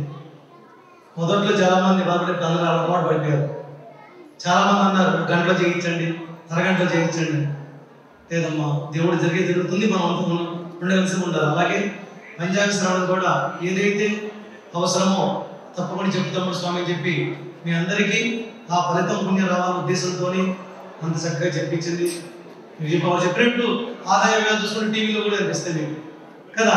ఓ పొద్దున్న నుంచి ఒక 60 మంది చెబుతున్నారు. అలా కాదు కదా. దేవాలయంలో ఉండి ఏదైతే ఉగాది రోజు ఏదైతే వినాలో అది వింటేనే ఫలితం. అది మీరందరూ విన్నారు. మీరు ఈ దేవాలయంలో ఎవరైతే వచ్చి దర్శిస్తున్నారో అందరికి కూడా ఆ స్వామి ఫలితం ఉంటాయి. ఒడిదుడుకులు అందరికీ ఉంటాయి, ప్రతి ఒక్కరికి వస్తాయి. కానీ మనశ్శాంతి ఆ స్వామి దయ వల్ల ఈ రోజు ఎవరైతే పాల్గొన్నారో ప్రశ్నలు చెప్పారు, ఇది వినడం వల్ల ఏమవుతుందని తప్పకుండా మీ అందరికీ జరుగుతుంది. అలాగే ఇప్పుడు నేను రాసుల వారీగా చెప్పుకుంటూ వెళ్ళిపోతాను. ప్రతి రాశికి కూడా వివరంగా చెప్పాలంటే సమయం లేదు కాబట్టి ఆదాయ వ్యయం, రాజపూజ అవమానం, అదృష్ట సంఖ్యలు చెబుతాను. మీకు విడిగా మా పర్సనల్గా మీకు కావాలనుకున్నప్పుడు మీకు విడిగా నేనేం చెబుతాను, లేకపోతే మా పేషెంట్ అని చెప్పిస్తాను, మా తమ్ముడితో చెప్పిస్తాను. విడిగా మీరు సంప్రదించండి. మీకు పర్సనల్గా కావాలంటే తప్పకుండా తెలియజేస్తాను. వరుసగా ఆదాయ వ్యయాలు రాసుల ప్రకారం వెళ్ళిపోతున్నాం. దయచేసి కాసేపు సైలెంట్గా ఉంటే కనుక చదువుకుంటూ వెళ్ళిపోతాను. మొదటిగా మనకు వచ్చేది రాసులన్నీ ఇప్పుడు చెప్పాడు నాకు ఏనమ్మా 12 రాసులు. ఓకేనా? 12 రాసుల్లో కూడా నక్షత్రాలు ఏమి తెలుసు? 27 నక్షత్రాలు. ఆ 27 నక్షత్రాలని ఈ రాసుల ప్రకారం పాదాలు ఒక్కొక్క నక్షత్రానికి 4 పాదాలు. 27 ఇంటూ 4 ఎన్ని? 27 ఇంటూ 4 27 ఇంటూ 4 108. ఆనంద్ గారు 108 27 కదా, అందుకని అష్టోత్తర పూజ వచ్చింది. అర్థమైందా? మనం ప్రతి పూజకి 108 నామాలతో పూజ చేయించుకుంటాం. నక్షత్రాలు ఏ బాధ ఉన్నా శాంతి జరగాలని చెప్పి. అర్థమైందా? దాన్ని బట్టి ఈ నక్షత్రాలు, ఈ రాసులు ఇవన్నీ ఉంటాయి. మనం దేవుడిని నమ్మినప్పుడు అన్ని నమ్మాలి. మనం మన సాంప్రదాయాన్ని, ఋషులు నమ్ముతున్నాం, దాన్ని బట్టి నమ్మకం మీదే మన సనాతన ధర్మం పోతుంది. కాబట్టి ఇప్పుడు చదువుకుని వెళ్దాం. క్లాస్లో మొదలు ఒకసారి తమ్ముడు శాంతి మంత్రం చదువుతారు. ముందుగా మేషరాశి వారికి, మేషరాశిలో వచ్చే నక్షత్రాలు అశ్విని 4 పాదాలు, భరణి 4 పాదాలు, కృత్తిక 1వ పాదం. వారికి సంబంధించి ఈ సంవత్సరం వారికి ఆదాయ వ్యయాలు, ఆదాయం 8, వ్యయం 14. మేషరాశి వారికి ఆదాయం 8, వ్యయం 14. అలాగే రాజపూజ్యం 4, అవమానం 3. అది కావాల్సింది. అది రాజపూజ్యం బాగుంటే ఆదాయ వ్యయాలు అన్నీ జరుగుతుంటాయి. రాజపూజ్యం 4, అవమానం 3. ఆ మిగిలిన అవమానం కూడా రాకుండా అంటే చాలా జాగ్రత్తగా ప్రవర్తించాలి, మనం ప్రవర్తన ఉండాలి. ఈసారి 12 రాసుల వాళ్ళు కూడా చాలా కేర్ఫుల్గా ఉండాలి. వాళ్ళకి బాగుంది, వీళ్ళకి బాగుంది కాదు. ఆదాయ వ్యయం బాగున్న వాళ్ళకేమో రాశిలో బాగుండలేదు, రాశి బాగున్న వాళ్ళకి ఆదాయాలు తక్కువ ఉంటాయి. ఖచ్చితంగా చెప్తున్నాను నేను, ఆదాయం ఎక్కువ ఉంది బాగుంది అనుకోవద్దు. రాశి ప్రకారం లోపలికి వెళ్ళి ఏ స్థానంలో ఎవరున్నారో చూస్తే చాలా కష్టాలు ఉన్నాయి. కష్టంలో శని కొంతమందికి, ఇలా ఎన్నో ఉన్నాయి. కాబట్టి మీరు ఆదాయ వ్యయాలు బేస్ చేసుకోకండి. 12 రాసుల వాళ్ళు కూడా ఈ సంవత్సరం తమ్ముడు చెప్పినట్టు స్ట్రిక్ట్ ఆఫీసర్ ఉన్నాడు కాబట్టి, స్ట్రిక్ట్ ఆఫీసర్ అంటే అంతేగా, నేనున్నప్పుడు మా స్టాఫ్ చాలా జాగ్రత్తగా చక్కగా ఉంటారు. మా స్టాఫ్ అప్పుడే నాకు తెలియకుండా బాబా డ్రెస్ మార్చేశారు. చంద్రుని వచ్చింది, ఇంకా పంచాయతీ లేదు, డ్రెస్ మార్చేశారు మా వాడు. చూసారా కదా, నేను అక్కడ లేదు కదా. అలా అందుకని స్ట్రిక్ట్ ఆఫీసర్ ఉన్నప్పుడు ఆఫీసర్ ఎలా ఉంటామో మన ధర్మాన్ని మనం జాగ్రత్తగా ప్రవర్తిస్తే ఎవ్వరు ఏం చేయలేదు. ఓకేనా? ప్లీజ్ అందరూ కూడా ఇప్పటిదాకా ఎలా ఉండాలో తెలియదు. కరోనా టైంలో మనం చాలా రియలైజ్ అయ్యాం కదా. మళ్ళీ రియలైజ్ అవ్వడం కోసం మనం ఒక చిన్న జర్కి ఇచ్చారు స్వామి అందరికీ అమెరికాలో.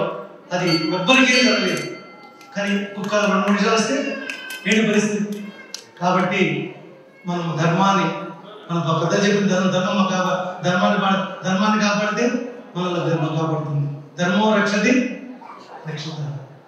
కాబట్టి దేవాలయాలకు కట్టడం అలవాటు చేసుకునే పెద్దలు పండుగ రోజుల్లో కాదు, వారానికి ఒకరోజు కనీసం వెళ్ళండి. మీరు వెళ్తే పిల్లలకు కూడా అలవాటు అవుతుంది. అలాగే ఆదాయ వ్యయం చెప్పాం. ఇకపోతే మేషరాశి వారి అదృష్ట సంఖ్య 9. అదృష్ట సంఖ్య 9. అదృష్ట వారం ఏదైనా మొదలు పెట్టాలనుకుంటే మంగళవారం స్టార్ట్ చేస్తే మంచిది. మనం మంగళవారం పరిగెలాలనుకుంటాం, కానీ మేషరాశి వారు మంగళవారం నాడు ఏదైనా ఆఫీసు మరి కానీ ఏదైనా మొదలెట్టాలి, మంగళవారం మంచిది. అనుకూల సంఖ్యలు వీళ్ళకి 2, 3, 8. అనుకూల వారాలు మళ్ళీ అదృష్టవారం మంగళవారం ఇచ్చాడు, మళ్ళీ అనుకూల వారాలు ఇచ్చారు. శని, గురు, శుక్రవారాలు అనుకూల వారాలు మేషరాశి వారికి. ఇకపోతే నెక్స్ట్ వృషభ రాశి. వృషభ రాశికి వచ్చే నక్షత్రాలు కృత్తిక 2, 3, 4 పాదాలు, రోహిణి 4 పాదాలు, మృగశిర 1, 2 పాదాల వారు వృషభ రాశిలోకి వస్తారు. నక్షత్రాలు లేని వాళ్ళకి కూడా అక్షరాలు ఉన్నాయి. మీకు అలా డౌట్ ఉంటే అది అంతకంటే చూద్దాం, ఎందుకంటే చాలా ఉన్నాయి అక్షరాలు ఉంటాయి, అవన్నీ చూస్తే ఏం పడుతుంది. నక్షత్రాలు తెలియని వాళ్ళకి కూడా రాసులు చెప్పచ్చు, మీ పేరుని బట్టి చెప్పచ్చు. అలా మీకు ఏమైనా డౌట్స్ ఉంటే తర్వాత మనం కాంటాక్ట్ చేయండి, మీకు ఏ రాశి చదువుతాను నేను. వృషభ రాశి వారి ఆదాయం 2, వ్యయం 8. ఇందా మేషరాశి వాళ్ళు ఉన్నారు ఇక్కడ, మేషరాశి వాళ్ళు. ఓకే, వృషభ రాశి వాళ్ళు ఆదాయం 2, వ్యయం 8. రాజపూజ్యం 7, అవమానం 6. రాజపూజ్యం 7, అవమానం 6 వృషభ రాశి వారికి. అయితే వృషభ రాశి వారి అదృష్ట సంఖ్య 6. అదృష్ట వారం శుక్రవారం. అనుకూల సంఖ్యలు, అనుకూల డేట్స్ 4, 5, 8 తిథుల ప్రకారం చూసుకుంటే ఏమవుతుంది చవితి పంచమి అష్టమి అట్లా కూడా చూసుకోవచ్చు. నేను ఏదైతే లెక్క చదువుతున్నాను నెంబర్ చదువుతున్నానో ఇందా మేషరాశి 2, 3, 8 చెప్పాను. తిథుల ప్రకారం చూసుకుంటే ఏమవుతుంది విధియ తదియ అష్టమి కూడా మంచిది అలా కూడా లెక్కేసుకోవచ్చు. ఓకేనా ఓన్లీ డేట్లో చూసుకోబాకండి తిథుల ప్రకారం కూడా ఫాలో అవ్వచ్చు. నెక్స్ట్ మిథున రాశి వారికి మిథున రాశి వాళ్ళు ఎవరు ఉన్నారు ఇక్కడ మిథున రాశి వారికి మృగశిర 3-4 పాదాల వాళ్ళు ఆరుద్ర 4 పాదాల వాళ్ళు పునర్వసు 1-2-3 పాదాల వాళ్ళు కూర్చోండి 1-2-3 పాదాల వాళ్ళు వీళ్ళు మిథున రాశిలోకి వస్తారు. వీరికి వచ్చేటప్పటికల్లా ఆదాయం 5 వ్యయం 5 ఓకేనా సమానంగా ఉంది. ఆదాయ వ్యయాలు అప్పులేం చేయాల్సిన అవసరం రాలేదు. రాజపూజ్యం 3 అవమానం 6 రాజపూజ్యం 3 అవమానం 6 మిథున రాశి వారు అంటే ఇంకా జాగ్రత్తగా ఉండాలి. కాకపోతే ఒకటి మనకి ఎక్కువ మంది మనం తిట్టుకుంటారంటే మనకి మంచి స్థాయిలో ఉన్నారు లెక్క అర్థమైందా. మన గురించి ఎక్కువ మంది మాట్లాడుకుంటున్నారంటే మీరు మంచి స్థాయిలో ఉంటేనే మీ గురించి మాట్లాడుకుంటుంటారు ఓకేనా. కాబట్టి అలా పాజిటివ్గా తీసుకోండి. లేకపోతే అదృష్ట సంఖ్య కూడా 5 ఆదాయం 5 వ్యయం 5 అదృష్ట సంఖ్య కూడా 5. అదృష్టవారం బుధవారం మిథున రాశి వారికి అనుకూల సంఖ్యలు అనుకూల డేట్స్ అవ్వచ్చు తిథులు అవ్వచ్చు 1, 3, 6, 9 వీళ్ళకి అనుకూలమైన డేట్స్ మా సంఖ్యలు. అనుకూల వారాలు వచ్చేసి ఆదివారము మరియు సోమవారం మిథున రాశి వారికి. ఇకపోతే నెక్స్ట్ కర్కాటక రాశి. కర్కాటక రాశి వారు కూడా ఇక్కడ చాలా మంది ఉండి ఉంటారు. అయ్యా రండి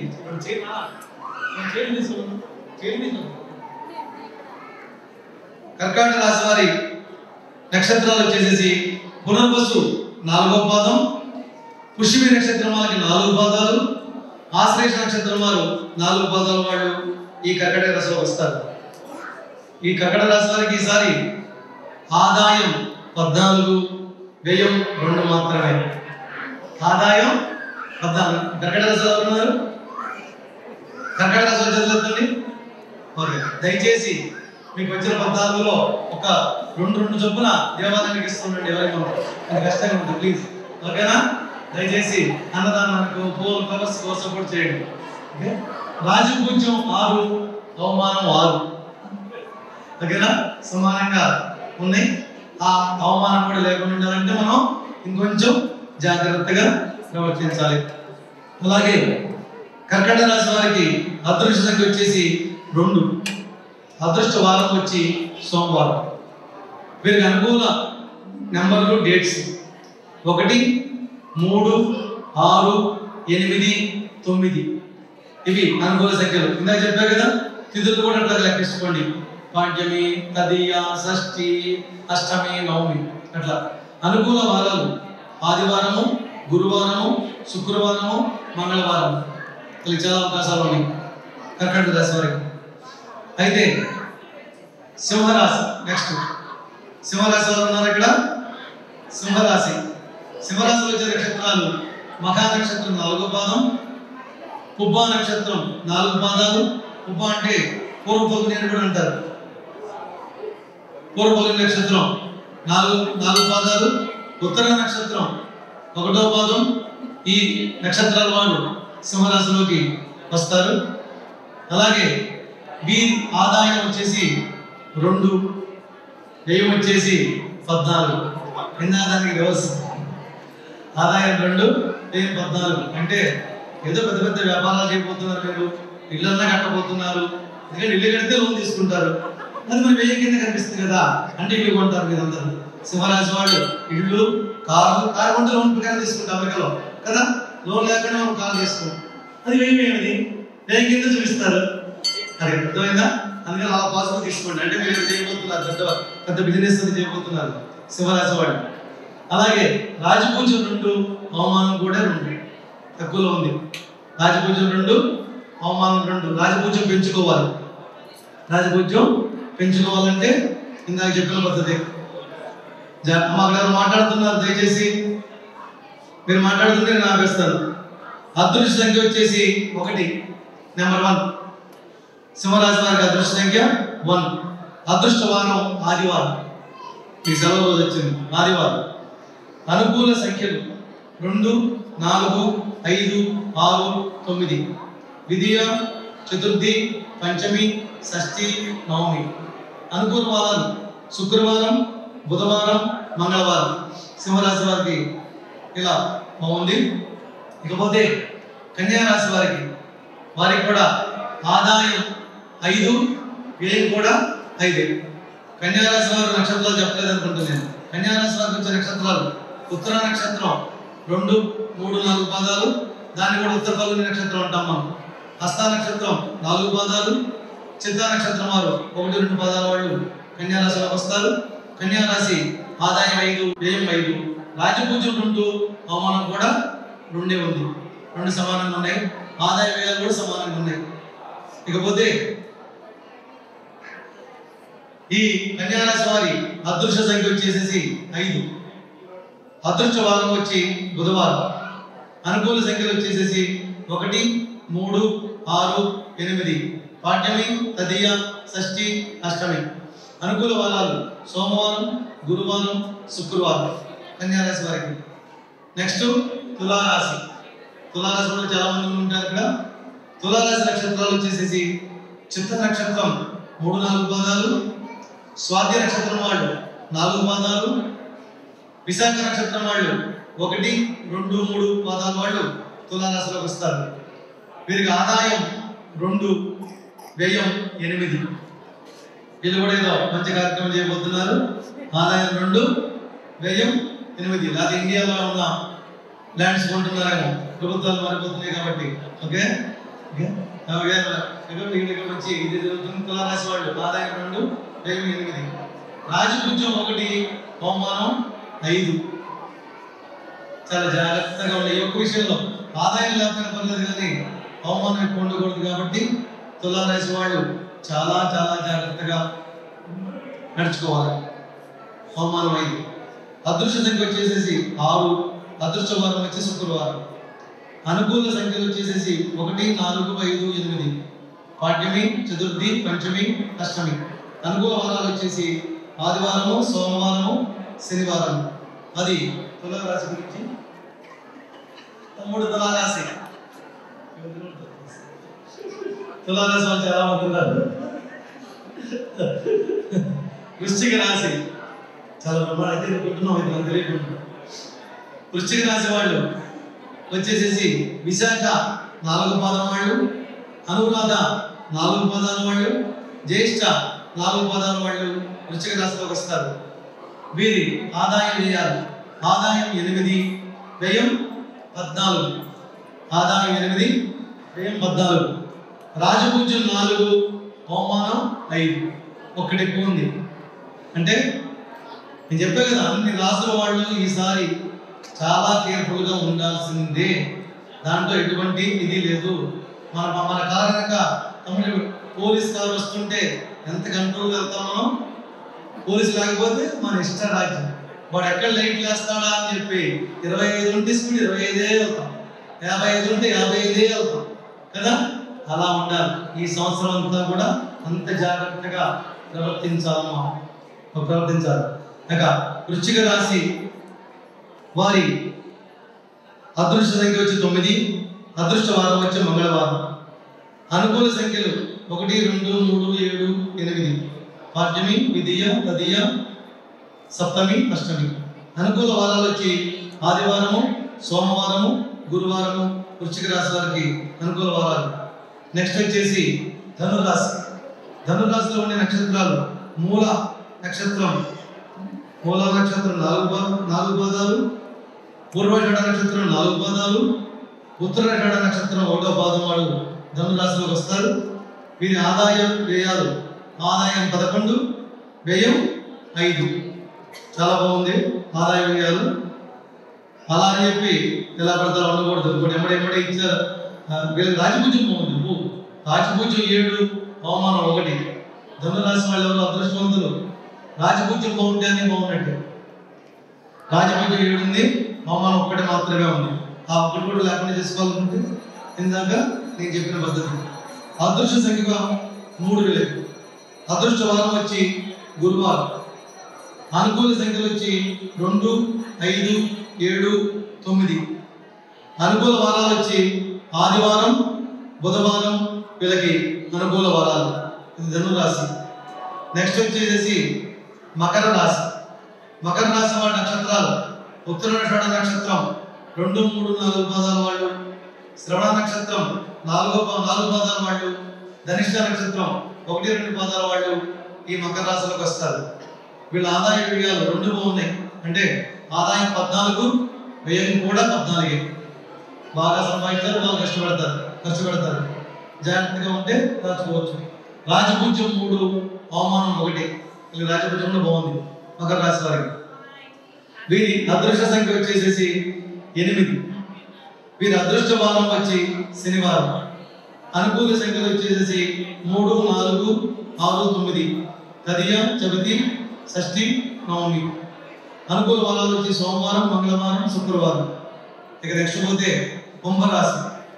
ఆదాయం కుంభరాశి వారి నక్షత్రాలు ధనిష్ట 3, 4 పాదాల వాళ్ళు, శతభిషం 4 పాదాల వాళ్ళు, పూర్వభద్ర 1, 2, 3 పాదాల వాళ్ళు కుంభరాశిలోకి వస్తారు.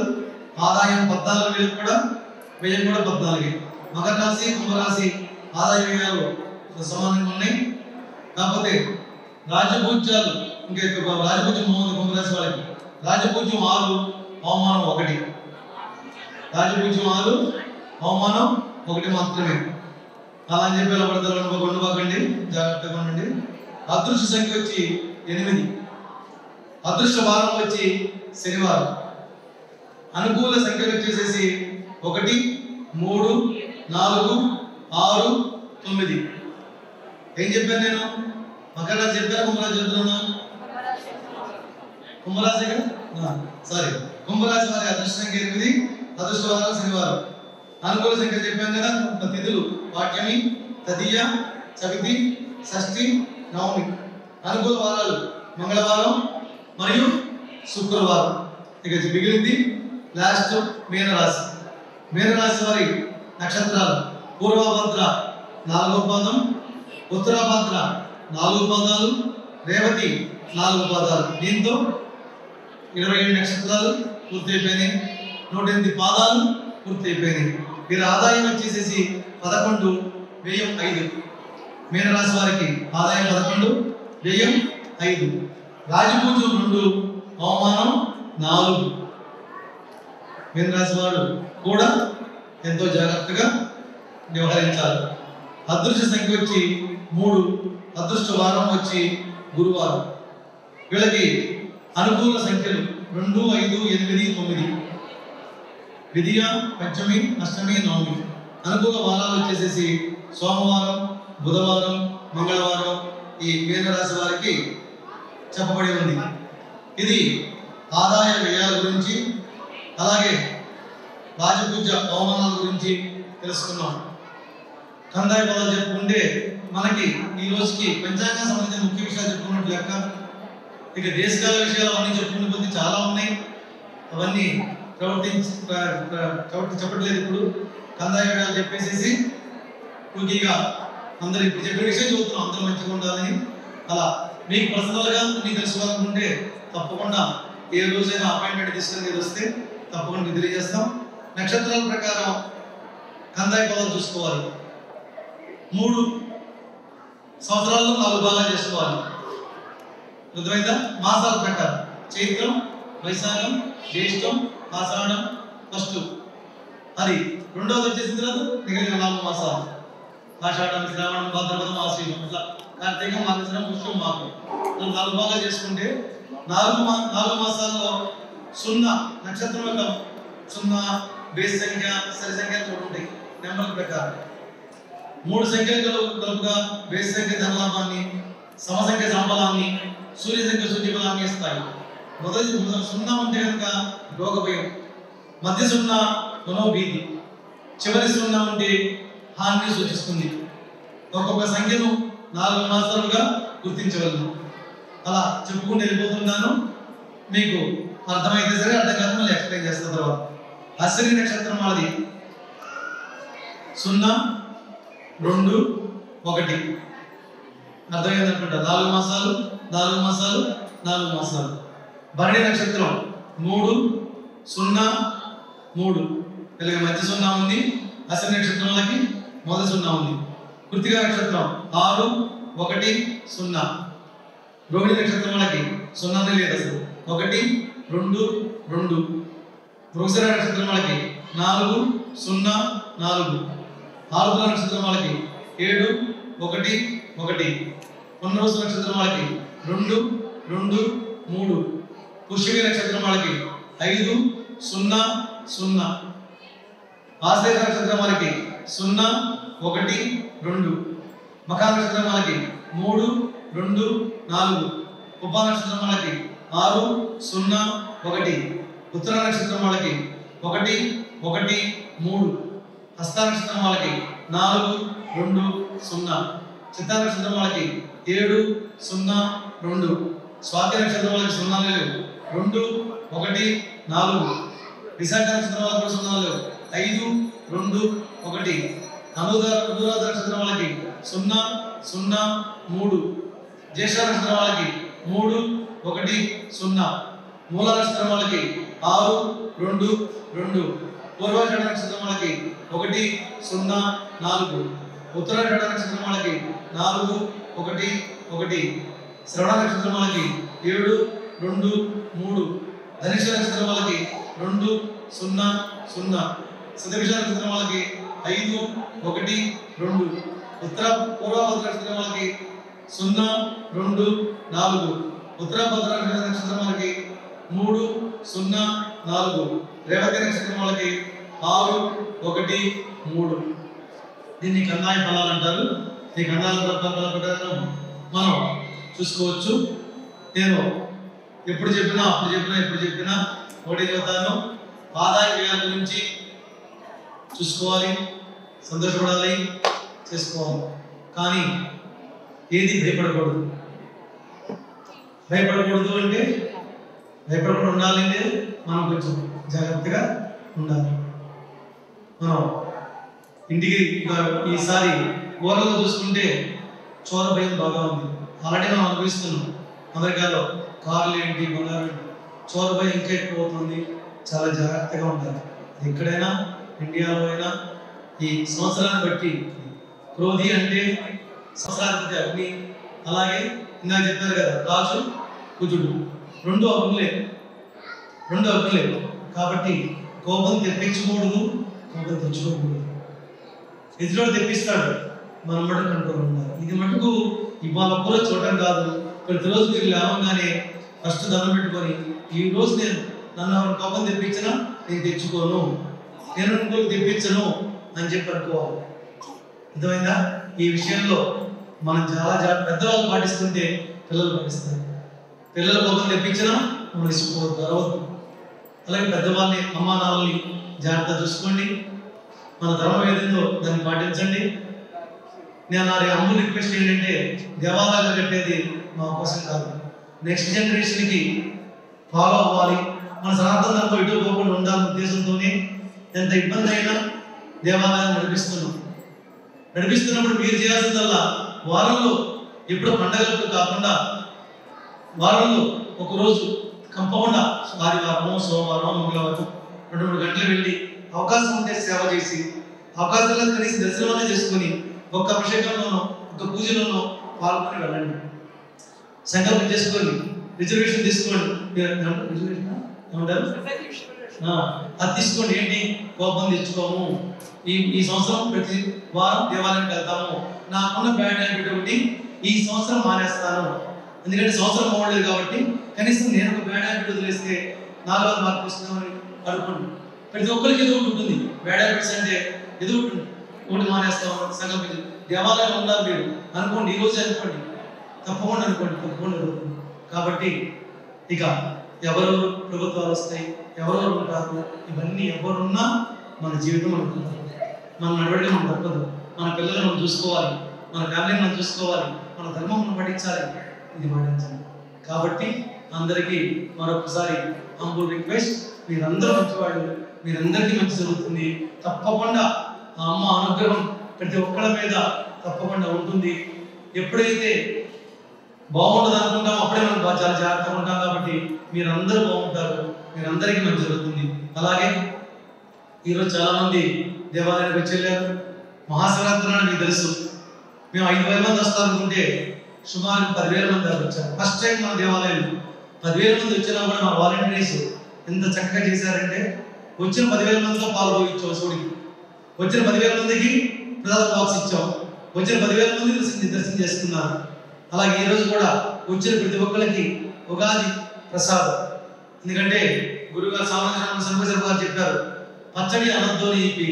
అలాగే ఎందుకు పాటించకూడదు? పెద్దవాళ్ళు మంచిది చెప్పినప్పుడు మనం ఎందుకు పాటించకూడదు? ఉగాది ప్రసాదం, ఉగాది పచ్చడి బదులు ఉగాది ప్రసాదం అన్నాం. ఇక నుంచి అలవాటు చేసుకున్నాం. అలాంటి ఉగాది ప్రసాదాన్ని అందరికీ అందించారు మా వాలంటీర్స్. ఆ ఉగాది ప్రసాదం చేసిన వారికి, ఇచ్చిన వారికి, కంటిన్యూ ఇస్తున్న వారికి కూడా ధన్యవాదాలు తెలియజేస్తున్నాం. అలాగే పంచాంగ శ్రవణానికి చేసిన తమ్ముడికి, అలాగే గురువు గారు నవాబు పూజ చేశారు వారికి, మా అర్చక స్వాములు అందరికీ పొద్దున్న చేసిన వారికి, అలాగే పంచాంగాలు ఇదివరకు మనం కొట్టించేవాళ్ళం. కానీ ఎవరు పంచాంగాలు వాడరు, ఓన్లీ క్యాలెండర్ ప్రకారం తిథులు చూసుకుంటారు. అందుకని లాస్ట్ 2-3 ఇయర్స్ నుంచి మన అందరి మిత్రులే విజయవాడ టెంపుల్ మన వాళ్ళది, మన తెలుగు ఆ తిథులు మనమే ఫాలో అవుతున్నాం.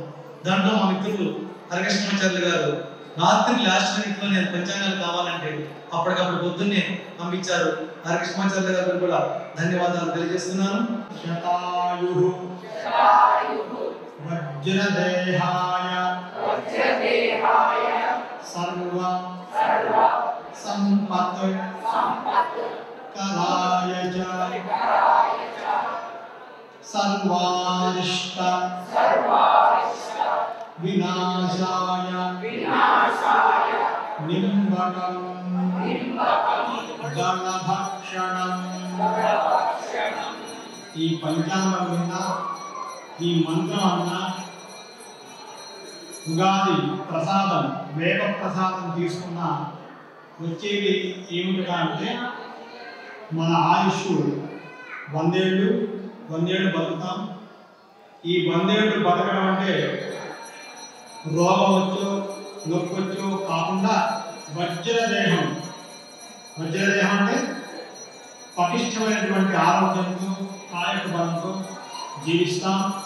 సర్వారిష్టాలు ఏవైతే మనకు రావాల్సిన చెడు ఉందో ఆ చెడును రాకుండా అడ్డుకుంటుంది ఈ మంత్రం, ఆ ప్రసాదం, ఈ పంచాంగం. సర్వారిష్ట వినాశాయ నింబకం దళభక్షణం. నింబకం అంటే వేప యొక్క ప్రసాదం, నింబకం దళభక్షణం. సాయిబాబా వారు కూడా ఆశ్రయించే చెట్టు ఏంటంటే సదా నింబ వృక్షస్య మూలాధివాస. ఆయన వేప చెట్టు కింద కూర్చుంటారు. షిరిడీలో వెతుకుంటాం కదా మనం, ఆ వేప ఒక ఆంధ్రాన్ని ఎగబడి తీసుకొచ్చుకునేటువంటి వాళ్ళు కనిపిస్తారు షిరిడీలో. కాబట్టి అందరికీ ఆ స్వామి యొక్క అనుగ్రహంతో ఆయురారోగ్య ఐశ్వర్యాభివృద్ధి వస్తు అని ఆశంస చేస్తూ జై శ్రీరామ్. సహనాం భవతు సహనో భునక్తు సహ వీర్యం కరవావహై తేజస్వినావధీతమస్తు మా విద్విషావహై. ఓం శాంతి శాంతి శాంతి. జయ బలో సాయినాథ్ మహారాజ్ కి. వెంకటరమణ గోవింద. శ్రీమాత్రే నమః. పంచాంగ శ్రవణం ఆన్లైన్లో వీక్షించిన వాళ్ళు నాకు తెలిసి మెడిసిన్ వాళ్ళు కూడా ఉంటారు. మెడిసిన్ సాఫ్ట్వేర్ ఫీల్డ్ విని ఉంటే తప్పమ్మా దగ్గరగా ఉన్నది వినాలి. సరే పర్లేదు, ఈ 9 రోజు జరుగుతుంది కాబట్టి రేపైనా ఎల్లుండైనా వచ్చి దర్శనం